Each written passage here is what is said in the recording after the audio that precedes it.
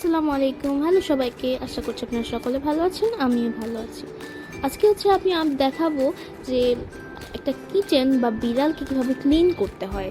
হ্যাঁ, যে গোসল ছাড়াও যে আমরা 2-3 দিন পর পর ক্লিন করতে পারবো একটা বিড়ালকে। দেখুন আমার বিড়ালটা কী নোংরা হয়ে গেছে, তার চোখে কেতুর, নাকে ময়লা, পরে থুতার মধ্যে ময়লা, হাতটা তো একদম ময়লা হয়ে গেছে, আমি দেখাবো। হ্যাঁ, এত ময়লা হয়ে গেছে, কানেও ময়লা হয়ে গেছে। 2-3 দিনের বিড়াল নোংরাই হয়, তো 15 দিন পর পর গোসল করতে হয়। এতদিন যদি ওয়েট করানো হয়, বিড়াল তো একদম হয়ে যাবে, একদম সাদা থেকে কালো সাদা বিড়াল হয়ে যাবে, বুঝছেন? সো এই জন্য ওদের কেয়ার করতে হয়। দেখেন আমার বিড়ালকে দেখে সবাই মাশাআল্লাহ বলবেন। দেখুন ওর আইসগুলো কত সুন্দর, ব্লু আইস একদম, মাশাআল্লাহ বলবেন। ও 1 মাস 43 দিন ওর বয়স, ওই জন্য সবাই দোয়া করবেন। সো আজকে আমি ওকে ক্লিন করা দেখাবো, যে একটা নতুন একটা কিউট বিড়ালকে কীভাবে আপনি ক্লিন করতে পারবেন। এই যে দেখুন, গোসল তো করিয়েছিলাম, কিন্তু তাও 2-3 দিন পরে নোংরা হয়ে যায় বিড়াল অটোমেটিকলি। আর যারা লিটারি করে তারা একটু নোংরা হয়, কারণ ওদের মাঝে মধ্যে কাদা লেগে যায়, লিটারটা কাদা হয়ে যায় না, কাদা লেগে যায় প্রায় সময়। সো আমিও ছোটো যেহেতু লিটারি ট্রেন করাই, তো এই যে এখন আমি ওকে ট্রেন করায় দেখাবো আপনাদের, মানে পরিষ্কার করে। এই যে দেখুন, এই একটা কটন নেবেন। হ্যাঁ, এই কটনটা নেবেন, এই কটনটা দিয়ে এখন আমি ক্লিন করবো। হ্যাঁ, এই যে দেখুন, এই বাটিটাতে কিন্তু আমি পানির সাথে একটু স্যাভলন মিশিয়ে নিয়েছিলাম। এটা এখন ভিজাইলাম কটনটাকে, যাতে ইজি হয়, ও ব্যথাও পাবে না কোনো রকম, সহজেই সব উঠে যাবে। এই যে দেখুন কেতুরগুলো কি মারাত্মক কেতুর, এগুলো আস্তে আস্তে আস্তে আস্তে খুব আলতো হাতে, আমি কিন্তু ওকে একদম জোর জবরদস্তি করছিলাম না, হালকা ধরে রেছিলাম খালি। এই যে দেখুন কেতুরটা বের হয়ে যাবে হালকাভাবে করলে। এই যে দেখুন বের হয়ে গেছে, কত নোংরা কেতুর। সো দুই পাশে এভাবে ইজিলি আলতো আলতো করে এই যে দেখুন এই কেতুর বের হয়ে গেছে। এই যে দেখুন কেতুর কিন্তু সব পরিষ্কার হয়ে গেছে। দেখুন এখন চোখগুলো একদম কত সুন্দর লাগছে, মাশাআল্লাহ। এখন নাকটাকে পরিষ্কার করব। নাকের সাইডে কিন্তু বিড়ালের ময়লা জমেই, এটা স্বাভাবিক, বিড়ালের নাকের সাইডে ময়লা জমবেই।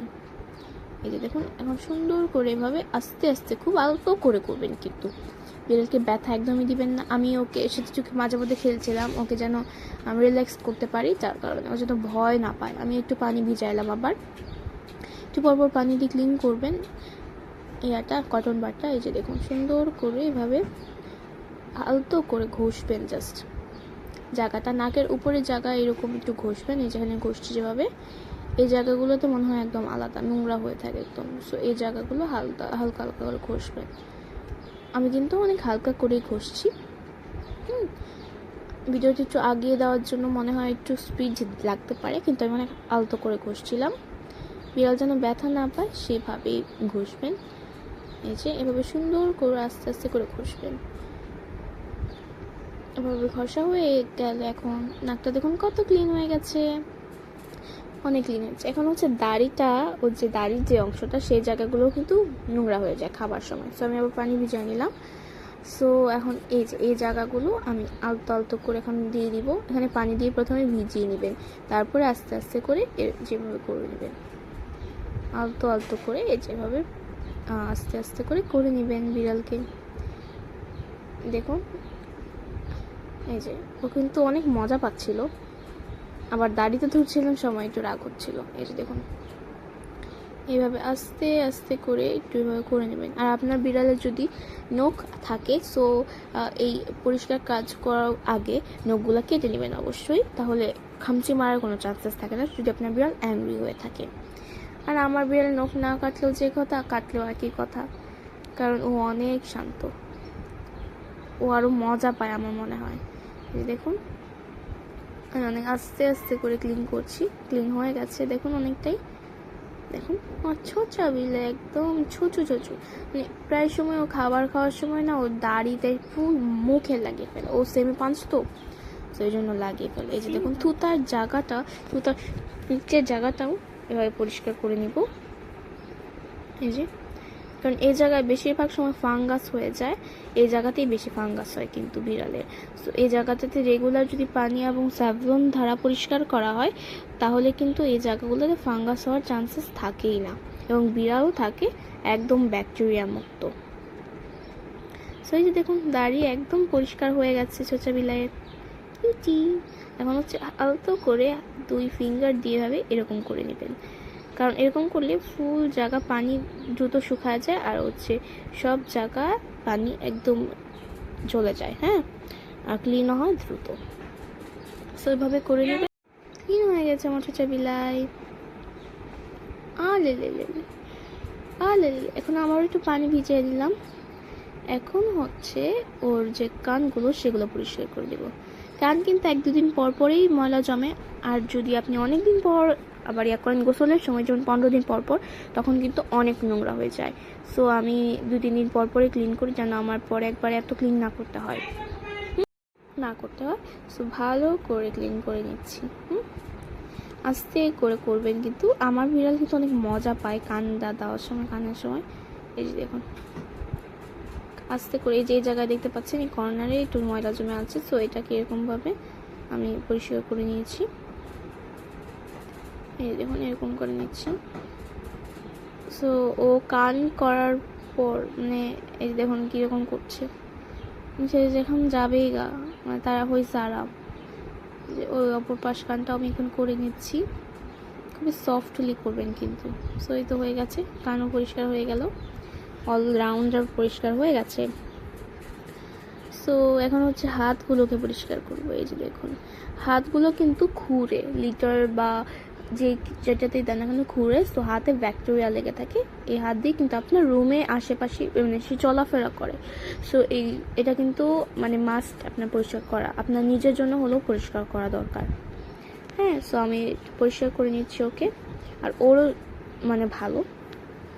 সো এই যে দেখুন আমি খুব আস্তে করে জেন্টালি চিপা চাপাগুলো একদম ভালো করে জেন্টালি করে দিচ্ছি। হাতের ইয়ারও কিন্তু চিপা চাপা আছে, সো সেই জায়গাগুলোকেও ভালো করে ক্লিন করে নেবেন। এই যে দেখুন চিপাগুলো যেভাবে এভাবে করে নেবেন। সো এই তো হয়ে গেছে, 2টা হাতই আমার ক্লিন হয়ে গেছে। ইয়ে দেখুন কি সুন্দর ক্লিন হয়ে গেছে, মাশাল্লাহ মাশাল্লাহ বলবেন সবাই। এখন হচ্ছে পা ক্লিন করব। দেখুন পা কত নোংরা, হ্যাঁ, কারণ সে হচ্ছে লিটার পরিষ্কার করার সময় মানে লিটার খোঁড়ার সময় সে পি করার পর পা ডুবিয়ে দিয়েছিল। সো এই জন্য পা নোংরা হয়ে গেছে, একদম আরও নোংরা ছিল, কিন্তু সে একটু চাচ্ছে, কিন্তু সে তো আর সবটা করতে পারে না, লিটার দ্রুত শুকিয়ে যায়। সো এই যে পরিষ্কার করা হয়ে গেছে, এখন আমি অপরটা পরিষ্কার করে নিচ্ছি। এই যে দেখুন আস্তে আস্তে করে করব, এই যে চিপা চাপাগুলো ভালো করে করব।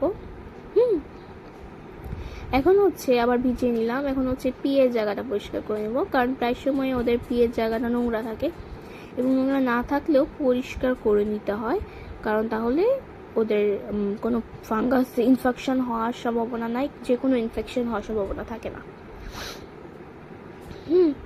তো এই যে দেখুন সুন্দর করে ক্লিন করে নিব।